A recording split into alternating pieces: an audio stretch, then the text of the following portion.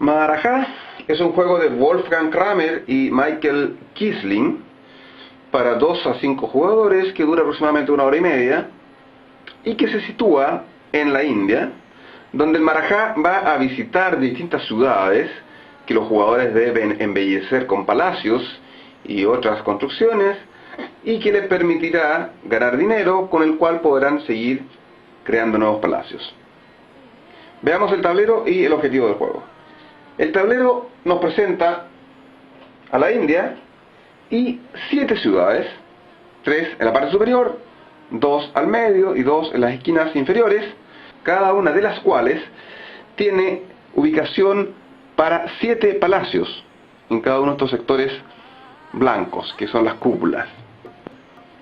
De tal manera que los jugadores tienen que ir construyendo palacios y construyendo los pueblos que están a lo largo de estos caminos, lo que le permitirá ganar efectivamente a aquel jugador que construya su 7º palacio.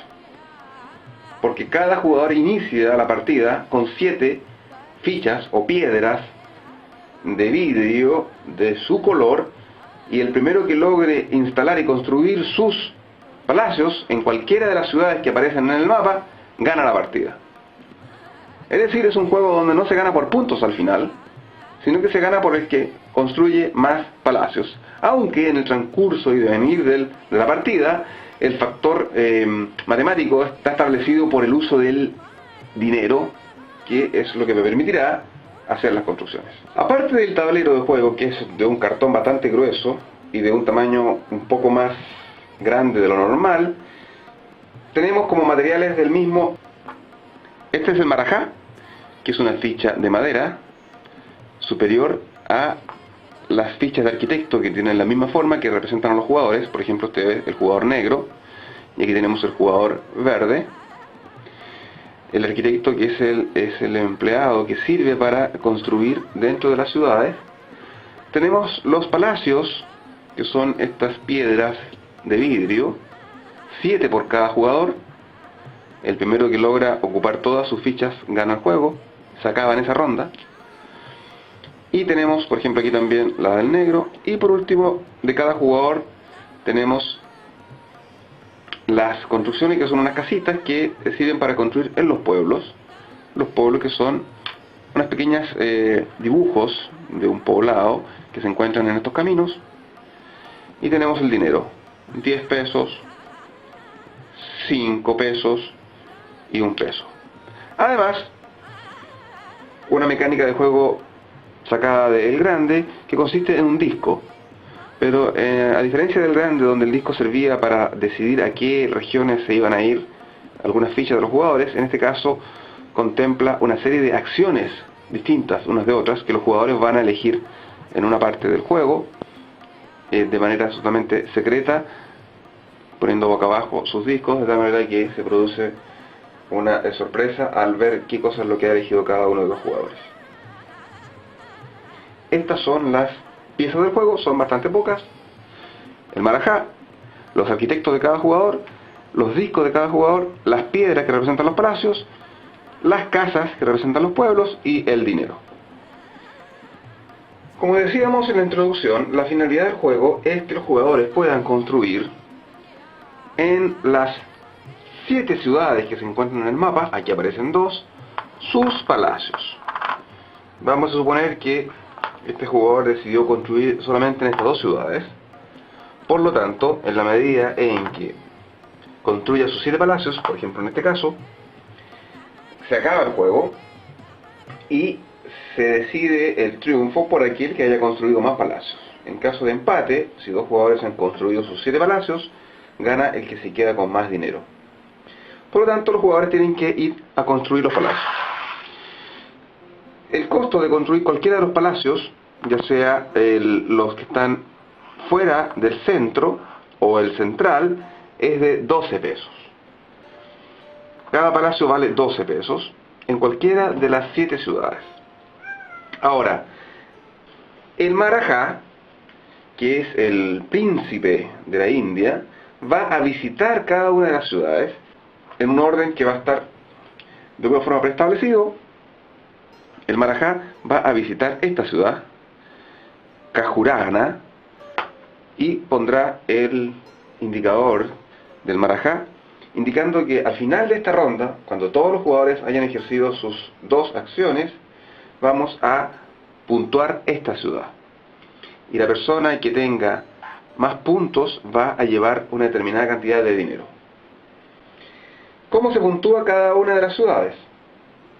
Pues bien, cada uno de estos palacios interiores, es decir, el céntrico, va a otorgar 3 puntos. Cada uno de los palacios exteriores, dentro de la ciudad pero exteriores, va a otorgar 1 punto. Cada una de las casas que se construya otorga a su vez 1 punto. Y si se encuentra el arquitecto al interior de la ciudad al momento de puntuarse, también le otorga 1 punto. Hay una tabla de ayuda en memoria para cada uno de los jugadores que indica cuánto dinero otorga el lugar que ocupa cada jugador. Esta tabla tiene 2 columnas. Una columna que indica el número de jugadores, 2, 3, 4, 5, y los montos de premiación. Por ejemplo, en un juego de 2 personas, el primer lugar lleva 10 pesos y el segundo lugar lleva 5 pesos. En uno de 4, serían 12 pesos para el primer lugar, 9, 6 y 3 para los lugares restantes. Es una tabla que evidentemente hay que tener a la mano para saber el dinero con el cual van a contar los jugadores. Ahora, para que se pueda construir dentro de las ciudades los palacios y las casas, tiene que el jugador llevar a su arquitecto a dicha ciudad. Vamos a suponer que la próxima ciudad que va a visitar el marajá, que es es Agra. Por lo tanto, se ubica el marajá en el lugar respectivo, indicando que esa va a ser la próxima ciudad. Para que los jugadores puedan llegar a dicha ciudad y puedan construir palacios y casas al interior de dicha ciudad, deben llevar su arquitecto hacia allá. Por lo tanto, tienen que usar los caminos. Pero así como se encuentran los caminos al inicio del juego, antes de la configuración de partida, no se puede llegar porque para que se logre hay que construir previamente unos poblados que van a ir a lo largo de ese camino. Cualquiera de los jugadores puede construir un poblado, no pueden haber más de 2 poblados, por ejemplo en este caso este pueblo está completo, y tampoco puede un jugador construir 2 casitas de poblado en una misma ubicación. Por lo tanto, por ejemplo, aquí podríamos pensar que puede estar construido así. Pongamos estos 2 poblados aquí, el negro construyó y el verde, y el negro también construyó. Ahora, eso significa que hay conexión entre el lugar de inicio de los arquitectos de los jugadores y esta ciudad. Por lo tanto, efectivamente, ahora se pueden trasladar los arquitectos desde ahí hasta la ciudad, y una vez al interior de la ciudad los jugadores van a poder, pagando, el negro acaba de moverse, paga los 12 pesos respectivos y construye. Evidentemente que primero que nada va a construir en el palacio central porque es el que da 3 puntos, y palacios del exterior dan 1 solo punto. De tal manera que llegar a una ciudad en primer lugar tiene la gran ventaja de que construye al centro, dando más puntaje para los efectos de la puntuación de esa ciudad y el dinero que va a otorgar a cada uno de los jugadores. Ahora, decíamos que requiere que esté conectado. Para que esté conectado tienen que construirse las casas. Al principio del juego, cada uno de los jugadores, ya sea si el juego es para 2, 3 o 4 o 5, va a ubicar 4 casas gratis en cualquiera de los caminos del tablero, en cualquiera. Ya veremos esa configuración inicial. Sin embargo, después, cada uno de los jugadores podrá ubicar sus fichas con casita, con forma de casita, esta es la ficha, en alguna de estas ubicaciones destinadas a los pueblos, pagando 1 peso. Es decir, si el jugador negro quiere poner ahí, y luego quiere poner acá, paga 2 pesos, y el verde, que ubicó solamente su casa ahí, paga 1 peso. Entonces, eso es lo que permite que una persona pueda llegar desde una ubicación a otra. Entonces, supongamos que el verde logró construir ahí, y si el verde quisiera construir en esta ciudad inferior, debería efectivamente también construir algunos pueblos, casas dentro de los pueblos, que le permitan hacer la conexión, porque la única forma de llegar desde este palacio acá tendría que ser a través de este camino, por el momento.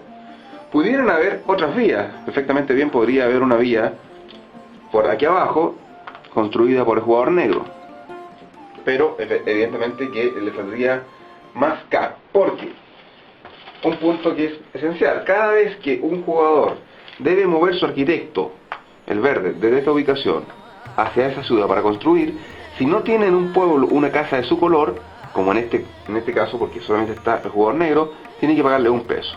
Pero si ya tiene una casa, no paga ningún peso. Luego, si el jugador verde desease trasladar su arquitecto desde esta ciudad a la ciudad sureña para construir aquí un palacio o una casa al interior de la ciudad, no va a pagarle a nadie el peaje por los pueblos, porque él ya ha construido 2 pueblos. Si por ejemplo en el caso del camino inferior existiese un jugador como el rojo, y este jugador verde quisiera pasar por ahí, debería pagarle a cada uno de los jugadores 1 peso. Aquí tendría que pagar 2 pesos y aquí 1 peso.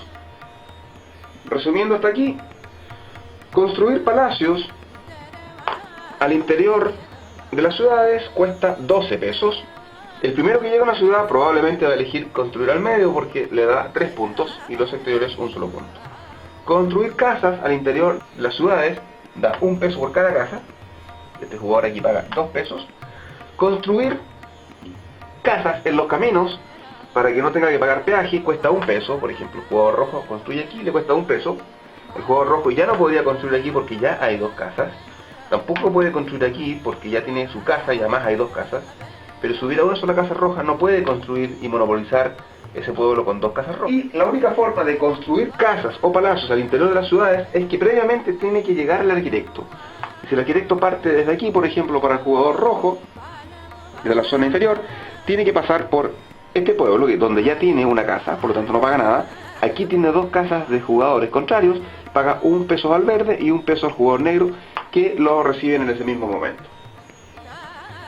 Por lo tanto, ya vemos 2 formas en que los jugadores ganan dinero en este juego. Primero que nada, cuando al finalizar la ronda del último de los jugadores, se tiene que puntuar esta ciudad. La persona que tenga más puntos va a tener una cierta cantidad de dinero y el que tenga menos puntos una cantidad bastante inferior. Y segunda forma de obtener dinero es cuando otro jugador pasa por un camino donde uno tenga una construcción y ese jugador no la tenga. Si pasa un jugador negro por este pueblo, evidentemente que no le paga nada al verde porque está usando su casa. Pero si quiere pasar el jugador rojo por este pueblo, va a tener que pagarle 1 peso al verde y 1 peso al negro. Esa es la segunda manera de ganar dinero. Y existe una tercera que veremos más adelante. Decíamos que el Marajá va a visitar las distintas ciudades en un determinado orden. Es un orden que va cambiando juego a juego, porque se usan unas fichas pequeñas, cuadradas de cartón, que tienen la figura del gobernador de esa respectiva ciudad. Cada ciudad tiene, por ejemplo en este caso aquí abajo, una figura de un gobernador que tiene su contraparte con esta figura de cartón. Por ejemplo, esta ciudad tiene esta figura que coincide con esa que está allá abajo, de tal manera que se ponen en esta ubicación de manera absolutamente aleatoria, se revuelven boca abajo, luego se van sacando de a una y se colocan en este sector. Sobre la flecha se van poniendo cada una de las 7 figuras de los gobernadores de las respectivas ciudades. Y partiendo por el de abajo, en este caso por ejemplo hay uno que tiene un turbante, se va a visitar esa ciudad. Entonces, esta figura de gobernador pasa arriba donde está el número 1, indicando que es la primera ronda y que esa va a ser la siguiente ciudad que va a ser visitada. Entonces, el Marajá se traslada a la respectiva ciudad, de tal manera que los jugadores ya saben que la próxima ciudad de puntuación va a ser esa. Y por lo tanto tienen todo el tiempo del mundo para empezar a construir palacios al interior, si es que ya no se han construido antes. Veamos cómo se configura inicialmente el juego. Primero que nada, en el sector derecho izquierdo se ponen todas las figuras de gobernadores que ya veíamos en la imagen anterior. Se ubica el Marajá entonces en la zona de partida junto con los arquitectos de cada uno de los jugadores. Cada uno de los jugadores recibe 15 pesos en las monedas que ya veíamos. Recibe a su vez la cantidad de casitas que son destinadas a cada uno de ellos, que va a quedar en una reserva común. Y de esa reserva común van a recibir 10 casas. Las primeras 4 van a ser ubicadas en orden de juego, partiendo por el jugador que sea el de partida. Hay una fórmula avanzada de juego que implica rematar el jugador de inicio. Se pueden ver las reglas, pero partamos con la básica, que es, se elige un jugador de partida, entonces supongamos que sea el jugador rojo y pone su primera casita. Luego le toca al jugador verde y pone su primera casita en alguna de las ciudades. Supongamos en este caso que la ciudad a visitar va a ser esta. Por lo tanto, por ejemplo, el rojo ha puesto ahí, el verde ha puesto ahí. Luego el negro tiene derecho entonces a poner su primera casita. Y así hasta que se ubican las 4 casas. Después de que cada uno de los jugadores ha ubicado sus primeras casas, que son gratis, tenemos un tablero de esta manera. El rojo ha puesto sus 4 casas, 1, 2, 3, 4. El verde sus 4, 1, 2, 3, 4. Y el negro sus 4, 1, 2, 3, 4. ¿Por qué las van a ubicar en determinados caminos y no en otros? Bueno, en primer lugar, probablemente porque la primera ciudad a puntuar será esta de la izquierda, por lo tanto, es evidente que va a haber que existir una construcción de caminos o de pueblos en esta vía para que los jugadores puedan llevar sus arquitectos. Y construir ayuda no solamente a que uno pueda trasladar sus arquitectos, sino que le va a cobrar una renta a los otros jugadores que ocupen las casas de uno. De tal manera que eso es una evidente fórmula para poner las casas iniciales. Si se quiere ir un poco más adelante en el tiempo, probablemente se sabrá, porque así lo indica en la pista de los gobernadores que está aquí abajo a la derecha, que la siguiente ciudad que va a ser visitada por el Marajá va a ser esta, Agra. Por lo tanto, el jugador verde ya se preparó para eso y ha ubicado 2 de las 4 casas iniciales gratis que le entregan para tener este camino ya construido, de tal manera que él ya pueda llevar a su arquitecto desde la ciudad inferior izquierda a esta ciudad, pagando la menor cantidad de dinero posible a otros jugadores y al mismo tiempo permitiendo cobrarle a los otros jugadores que requieran mover sus arquitectos hasta esta ciudad para hacer las construcciones de palacios o de casas. Entonces, la configuración inicial, cada uno pone 4 casitas en los caminos solamente, no se pueden ubicar al interior de los palacios. Y esto permite entonces que los arquitectos puedan movilizarse. Luego de que cada uno de los jugadores ha puesto las 4 casas iniciales, inicia la primera ronda. Cada jugador tiene un disco de cartón bastante duro que tiene 2 punteros. Estos 2 punteros el jugador los va a mover y a dirigir a cada una de las acciones que tiene en él dibujadas y que le permitirán hacer distintas cosas en el tablero. Una vez que se escojan por todos los jugadores las acciones, se ponen boca abajo. Y en determinado orden de juego, que no es el orden de la mesa, ya lo veremos cómo se define ese orden de juego, van a ir girando sus discos y realizando las 2 acciones que aquí aparecen mencionadas. Una vez que todos los jugadores hayan volteado su disco, hayan realizado las 2 acciones, en ese instante va a tener que verse en la ciudad donde se encuentra Marajá visitando quién es el que tiene las mejores y más bellas construcciones y por lo tanto se lleva el mayor dinero. No creo que se alcance a ver bien en la imagen, pero vamos a mostrar cada una de las 9 acciones que aparecen en el disco y que los jugadores pueden optar. Primero, 2 casas más desde la reserva o desde la cantera. ¿Qué significa esto? Al principio del juego cada uno de los jugadores recibió 10 casas. 4 ya se han gastado en la configuración inicial, fueron gratis, su colocación fue gratis, y le quedan 6 disponibles a los jugadores para poner dentro de las ciudades o en los caminos. Por lo tanto, como los jugadores tienen más de esas casitas que la cantidad de 10, en ese caso el resto de las casas efectivamente va a tener que traerla desde la reserva o desde la cantera.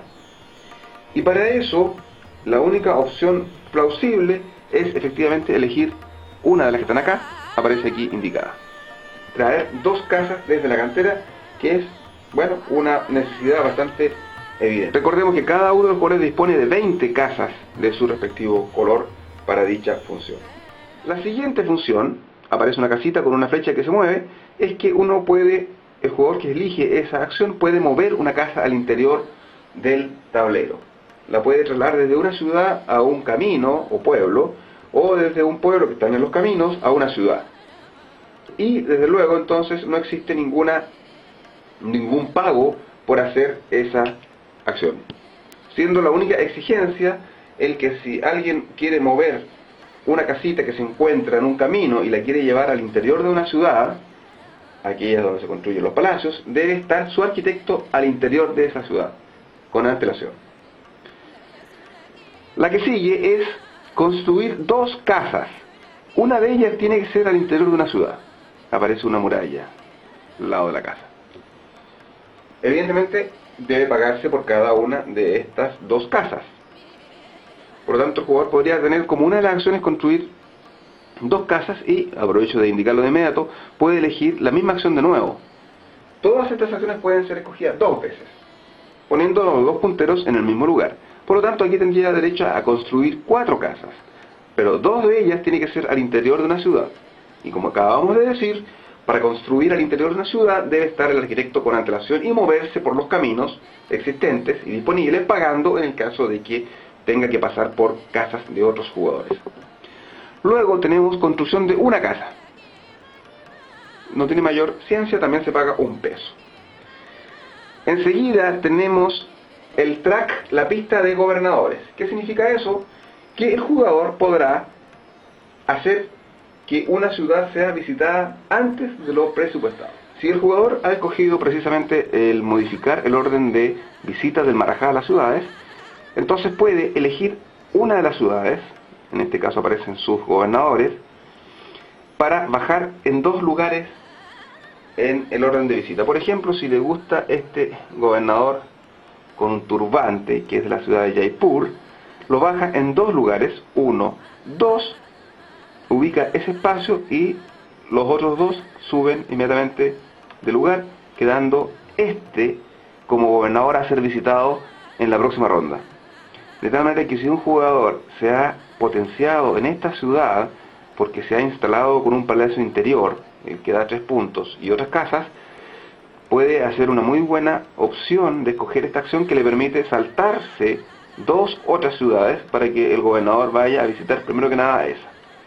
Esto desarma cualquier plan que otro jugador haya hecho de haber potenciado esta ciudad, que era la que originalmente iba a ser visitada por el gobernador. Es una acción que le introduce un cierto grado de caos al juego, porque no es tan fácil planificar el orden en que un jugador va a visitar las ciudades y por lo tanto va a construir los palacios y las casas, porque ese orden puede irse a las nubes o a las pailas si es que efectivamente otro jugador ha optado por ejecutar precisamente esta acción que permite cambiar el track. Nunca podrá ser bajado más abajo de la flecha inicial. Incluso el primer jugador, el primer gobernador que va a ser visitado incluso también puede ser bajado, pero solamente hasta ahí, hasta la flecha, para que en el fondo no se le adelante a algún otro jugador en el camino. Pongamos 2 ejemplos más. Si un jugador decide mover a este gobernador 2 espacios hacia abajo, 1, 2, este tiene que subir 1. Si a su vez quisiera mover nuevamente 2 espacios hacia abajo, lo puede ubicar solamente un espacio más hasta la flecha, que es el tope. Otro ejemplo, este jugador decide mover hacia abajo, 1, 2, por tanto estos otros 2 se desplazan hacia arriba. Ahora,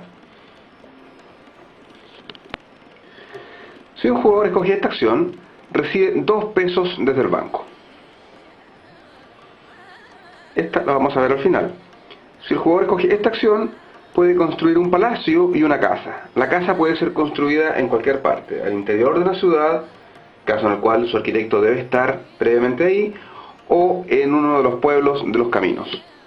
Y por último, existe la opción de construir un palacio en alguna de las ciudades, a un costo de 12 pesos.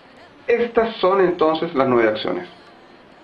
Hay una de ellas que es la de cambio de personaje. ¿Qué significa eso? Al principio del juego, los jugadores deben escoger, partiendo por el jugador de partida, escogido aleatoriamente. El juego dice el más joven, pero bueno, el modelo avanzado del juego indica, se apuesta por el cargo, 0, 1 o 2 pesos. Escoge uno de estos 6 cargos o personajes que le dan determinadas facultades a los jugadores. El 1 que se llama Mogul, el 2 el comerciante, el 3 Sadhus, el 4 el monje errante, el 5 el constructor y el 6 el artesano. Estos personajes cumplen doble finalidad. En primer lugar, se va a jugar cada ronda en orden de juego establecido por la carta que cada uno de los jugadores tenga. Es decir, quien tenga la carta menor empieza y así sucesivamente. Supongamos que los jugadores hayan escogido estos tres personajes. Entonces aquel jugador que tenga el personaje número 2 es el primero que va a ejecutar las acciones que previamente seleccionaron con su disco, luego el jugador que tiene el personaje número 3 y luego el personaje número 4. Veamos a continuación cuáles son las facultades especiales de los personajes, porque aparte de indicar el orden de juego, producen una función especial. El personaje número 1, el mogul, no tiene ninguna facultad especial, pero es el primer jugador que juega, y en caso en que se produzca un empate en la puntuación de una ciudad para establecer quién se lleva la mayor cantidad de dinero, aquel jugador de los empatados que tenga la carta de personaje con el número más bajo, gana. Por eso es que el jugador del número 1 siempre va a ganar en caso de empate, porque no hay nadie que lo supere, el número menor. El personaje número 2. El personaje número 2, el comerciante, aquí el jugador que haya escogido este personaje va a recibir al inicio de su turno un peso. Esa es la facultad especial de este personaje. Amén de que por ser un número bastante bajo, y siendo el número 1 bastante poco requerido, por lo menos en mi grupo, va a ser generalmente el primero que va a jugar y el que va a ganar siempre los desempates, salvo que, lógico, el número 1. Personaje número 3. Este personaje, como lo indica la figura, se llama Sadus. No sé cómo podría traducirlo, pero las reglas dicen Sadus. Este personaje brinda la siguiente facultad. Cuando se puntúa un palacio, dijimos que los palacios del medio, el principal, da 3 puntos. Y todos los laterales o exteriores dan 1 punto. Los palacios, recordemos, son los que se construyen a valor de 12 pesos con las piezas de cristal, de vidrio. Entonces, este personaje puede valorar los palacios exteriores en 2 puntos, en vez de 1 punto. Bastante útil cuando efectivamente alguien tiene uno o dos palacios exteriores en una ciudad. El personaje número 4. El número 4 es el monje errante. Recordemos que los jugadores, cuando transitan por vías donde los pueblos pertenecen a otros jugadores, por cada casa de otro jugador que exista en un pueblo, o en varios pueblos, por donde deba transitar su arquitecto, deben pagar 1 peso. Si en un determinado pueblo hay casas de otros 2 jugadores, va a tener que desembolsar 2 pesos, 1 por cada jugador. Bueno, la función de este personaje, del monje errante, es que él no va a pagarle a nadie, sino que el banco le va a pagar a los jugadores por él. Por lo tanto, el arquitecto se mueve gratis por los caminos, sin pagarle a ninguno de los demás jugadores cuyas casas sean requeridas por el arquitecto. En quinto lugar, tenemos este personaje. Hago mención de que las cartas tienen unos dibujos que son bastante clarificadores de sus facultades, de la manera que no se requiere prácticamente una ayuda de memoria. Es el constructor, que significa que el jugador puede mover gratis una casa o construir también una casa gratis. O mueve o construye una casa gratis. De tal manera que además de las acciones que haya podido escoger este jugador con su disco, pudo haber elegido construir casas o mover casas, va a poder mover una casa o construir una casa sin pagar el peso. La verdad es que mover siempre es gratis. En este caso la gracia está en que es extra a las 2 acciones, o que en el caso de construir efectivamente es sin pagar 1 peso.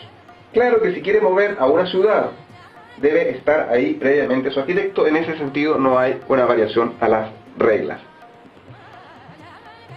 Por último, tenemos el personaje número 6, que es el artesano, cuya facultad especial es que en vez de pagar 12 pesos para construir un palacio, para construir uno de estos palacios, paga solamente 9 pesos, ya sea que lo construya en el palacio interior o en los exteriores. 9 pesos, se ahorra 3 pesos. El juego presume que este es el personaje más interesante porque ahorra bastante dinero, por eso es que lo pone en el último lugar de preferencia en caso de empate y en el último lugar de juego, en el orden del turno. Ese es el personaje número 6. Hay un personaje número 7, pero que es una expansión o es una alternativa más avanzada, que no lo vamos a mencionar aquí, están en las reglas. En síntesis, estos son los personajes. Ahora, una de las funciones especiales que aparecen en el disco es cambiar personaje. Si se escoge cambiar personaje, que es esta que se encuentra aquí, cambiar personaje, el jugador que en su turno ha elegido esta opción elige cualquier personaje que estén en el banco, aquellos que no se han ocupado o de que esté siendo ocupado por otro jugador, y se lo cambia. Entonces vamos a presumir que el jugador tiene el personaje número 5 y hay otro jugador que tiene el personaje número 3. Entonces él trae a su mano el número 3 y deja el que tenía, que es el 5, en el banco. Y el jugador que fue despojado de ese personaje tiene la opción de escoger cualquiera de los que están disponibles en el banco. No necesariamente el número 5 que acaba de dejar de lado este jugador. Ahora, una regla importante. Este jugador, cuando inicia sus acciones, si una de las acciones, por ejemplo, es construir un palacio, bueno, y la otra es cambiar el personaje, puede elegir cualquiera de las acciones en el orden que desee, pero aparte de eso puede ejercer la acción especial que ya tiene, que es mover una casa o construir una casa. De tal manera que podría elegir, por ejemplo, mover una casa, construir el palacio y después cambiar el personaje. O podría, por ejemplo, en este caso, ejercer la función del número 5, que es construir una casa o mover una casa, luego cambia el personaje, eligiendo la acción de cambio de personaje, trae a su poder el personaje número 6, que le permite pagar por un palacio 9 pesos en vez de 12, y luego ejerce la segunda acción. De tal manera que una persona, un jugador que haya elegido cambiar personaje, puede en el fondo hacer las acciones especiales de ambos personajes y en el orden que le parezca más conveniente. Evidentemente que el segundo personaje va a ser posterior. De tal manera que en este caso la persona ha utilizado las ventajas de ambos personajes. Decíamos que el juego termina cuando uno de los jugadores construye el 7º palacio. Bueno, el juego no termina ipso facto, hay que terminar la ronda con los demás jugadores que no han todavía jugado esa ronda, y luego se puntúa incluso el palacio que está siendo visitado por el marajá, y luego se ve efectivamente quién fue el jugador que tiene los 7 palacios construidos, sus 7 piedras ya construidas, y si hay un empate, porque 2 personas tienen 7 palacios construidos, se verifica quién es el que tiene más dinero. En ese caso gana. Pero si el juego se prolonga en exceso, también se acaba cuando el próximo gobernador que va a ser visitado se ubica en el lugar número 10 de esta pista que se encuentra en la esquina superior derecha, y por lo tanto una vez que concluye con la visita de ese gobernador, el juego termina y efectivamente se aplican las mismas reglas. Quien haya construido más palacios, y si hay empate entre más de un jugador, quien tenga más dinero al final de dicha puntuación. Veamos un ejemplo de puntuación en una ciudad. El orden de juego es el jugador verde, que tiene el personaje número 2, el negro, que tiene el personaje número 3, y el rojo, que tiene el personaje número 6. Luego de que se han descubierto los discos de primero el verde, luego el negro y luego el rojo, se han procedido a hacer algún tipo de movimientos de arquitectos, de construcciones, y todos acabaron sus acciones, y esta es la siguiente ciudad que es visitada por el marajá. ¿Cuántos puntos tiene el verde? El verde fue el primer jugador que llegó a esta ciudad y ubicó su palacio en el centro, por lo tanto tiene 3 puntos. La casa tiene 1 punto más y el arquitecto 1 punto más. Total, 5 puntos. El negro tiene 1 punto por un palacio exterior, otro punto por un palacio exterior, una casa y su arquitecto. Total, 4 puntos. Sin embargo, su facultad especial es que los palacios exteriores, en este caso estos dos, en vez de valer 1 punto cada uno, valen 2 puntos cada uno. Por lo tanto, aquí tiene 6 puntos en total. 2, 4, 5, 6 puntos en total. Y el rojo tiene su arquitecto 1 punto, 2 palacios, 1, 2, allá tiene 3, 4, 5 puntos. El rojo tiene 5 puntos por su arquitecto, por sus 2 palacios y por sus 2 casas. Por lo tanto, aquí claramente ha ganado con 6 puntos el negro. Y si se trata de un juego de 3 personas, el primer lugar recibe 11 pesos del banco. En el segundo lugar aparecen empatados el rojo y el verde, cada uno con 5 puntos. Sin embargo, en este caso, como el jugador verde tiene el personaje número 2, que es el más bajo, gana. Y por lo tanto recibe 7 pesos. Y el tercer lugar, que en este caso lo tiene el rojo, obtendría solamente 3 pesos. Vamos a suponer una situación extraordinaria, rara, que solamente el jugador verde haya ido a dicha ciudad donde está ahora el marajá. Recibe efectivamente 3, 4, 5 puntos, no tiene competencia, se lleva los 11 pesos del primer lugar, nadie más recibe dinero, pero además, por tener la exclusividad, por ser monopólico en esta ciudad, recibe un bono especial de 5 pesos más. Hagamos un repaso de la secuencia de juego. Primero que nada, el marajá se mueve a aquella ciudad que aparezca indicada en el track de los gobernadores en la parte inferior. Supongamos esta. Segundo lugar, efectivamente la ficha del gobernador que se encuentra en el track se pasa hacia el sector superior. Luego los jugadores, todos, deciden secretamente con sus discos cuáles 2 acciones van a realizar y luego se ponen boca abajo. Una vez que estén todos los discos boca abajo, los jugadores revelan sus acciones y se ejecutan en orden de juego por el jugador que tenga el personaje con el número más bajo, y así consecutivamente van realizando las 2 acciones. Y luego, por último, se puntúa la ciudad, en este caso por ejemplo esta, donde se encuentra el marajá, y la persona que tenga la mayor cantidad de puntos, valorando los palacios, las casas y los arquitectos que ahí se encuentren, reciben el dinero respectivo. Y luego se mueve nuevamente el marajá a la siguiente ciudad, dependiendo de lo que informe el track que se encuentra en la esquina superior derecha. Y termina el juego cuando alguien construye sus 7 palacios. Se termina la ronda con los demás jugadores, se puntúa el palacio que está siendo visitado por el marajá y se determina quiénes construyeron 7 palacios. En caso de empate, el que se quede con más dinero.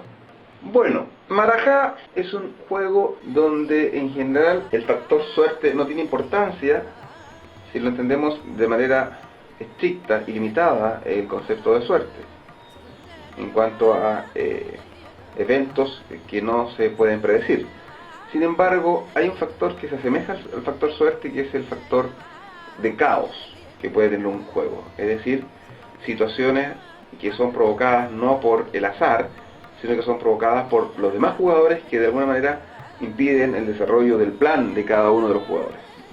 Y esto se produce en este juego porque efectivamente el orden en que se van a ir visitando las ciudades, si bien es cierto, al principio el juego queda establecido por cómo se vayan colocando los gobernadores en el track, luego pueden ser modificados por los demás jugadores con una de las acciones, de tal manera que hace que no sea 100% predecible si lo que yo estoy haciendo en la ciudad que yo creo que va a ser visitada en 2 rondas más va a ser útil o no, porque otros jugadores pudieran tal vez bajar ese gobernador y hacer que esa ciudad sea visitada antes.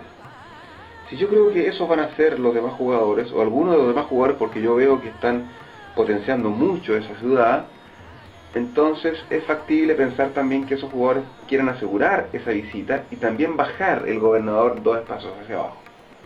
Entonces yo me voy a asegurar en bajar la ciudad que a mí me interesa también. Y así se produce por ese lado de la mecánica del juego una situación de adivinar lo que los demás están pensando. Luego puede suceder de que yo esté juntando el dinero para comprar un palacio que me cuesta 9 pesos porque tengo el personaje que me da esa garantía y no he elegido como acción el cambio de personaje, y sin embargo cuando llega el turno de otro jugador me quita ese personaje que me daba el derecho a comprar en 9 pesos en vez de 12 pesos, y yo me quedo sin el dinero suficiente y no puedo cumplir con la acción. Y aquí hay una nota importante del reglamento: si un jugador no puede cumplir con alguna de las dos acciones, total o parcialmente, hace que los demás jugadores todos ganen 2 pesos como recompensa porque uno no ha podido cumplir con las acciones que prometió. Entonces puede suceder que uno tenga contemplado el dinero suficiente porque mi personaje me permite pagar 9 pesos por un palacio, pero alguien que juega antes que yo me quita el personaje y yo tengo que elegir alguno de los otros personajes que no me da esa garantía y por lo tanto no me va a alcanzar el dinero. Por ende, yo tendría que estar pensando: ¿hay alguien en la mesa de juego que esté muy interesado en quitarme el personaje que paga 9 pesos? Porque si es así, a lo mejor una de mis dos acciones debiera ser el cambio de personaje, de tal manera que yo pueda recuperar ese personaje. Y la segunda acción es construir el palacio. Bueno, ese tipo de análisis de lo que pueden estar pensando los demás jugadores, si me van a quitar mi personaje, si me van a hacer modificar el orden en que las ciudades van a ser visitadas, si van a usar o no mis caminos para llegar a otro palacio, a otra ciudad, y por lo tanto yo voy a recibir un dinero extra por ese lado, o no lo van a usar, o van a usar la vía de otro jugador, hace que sea más difícil predecir, y que si bien es cierto hay elementos estratégicos de plan a largo plazo, más bien el juego se desarrolla por una cuestión táctica, de irse adaptando y viendo lo que eventualmente pretenden hacer los demás jugadores, ya sea con el orden en que se visiten las ciudades, con el cambio de los personajes, con la construcción de los caminos o de los pueblos, etc. Sin embargo, con todo, este elemento de incertidumbre y de una interacción bastante entretenida hace que el juego no sea árido. El juego sea, comparémoslo por ejemplo con Puerto Rico o con Kailus, sea un juego que se desarrolla más rápidamente, donde el elemento de adivinación, el elemento de pequeñas victorias a lo largo del juego, sin que necesariamente gane al final, hace que se produzcan estas pequeñas compensaciones que le dan mucho brillo a este juego. El tema con la dinámica del juego se adapta, yo diría que bastante bien, en el sentido de que el tema de la construcción de los palacios, de colocar las figuritas, de colocar las casas y los caminos, es bastante coherente y no es en ese sentido tan abstracto. Y yo estimo que es un juego que no ha recibido toda la atención que se merece en el Board Game Geek, porque sinceramente creo que es uno de los muy buenos juegos de Wolfgang Kramer. De la manera que yo sinceramente lo recomiendo, y más aún cuando todavía se puede comprar online o probablemente en alguna